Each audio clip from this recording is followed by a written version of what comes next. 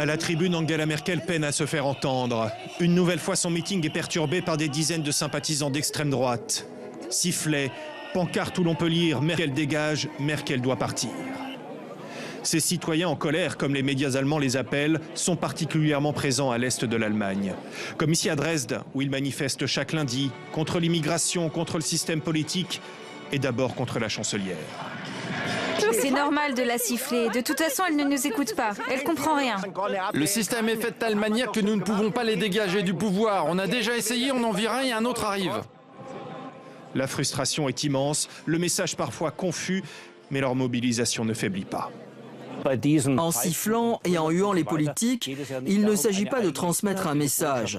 C'est juste de dire « nous ne vous aimons pas » et regardez à quel point nous sommes énervés. Vous faites forcément quelque chose de mal, sinon nous ne serions pas autant en colère. Cette colère est exploitée par le parti populiste AfD. Ses responsables usent aussi de la même tactique, la confrontation, le refus du dialogue. Comme ce jour où la tête de liste aux élections fédérales a quitté avec fracas un débat télévisé. Officiellement pourtant, le parti affirme qu'il respecte le jeu démocratique, qu'il n'est pas à l'origine de ces manifestations. Non, on ne fait absolument pas cela, bien au contraire.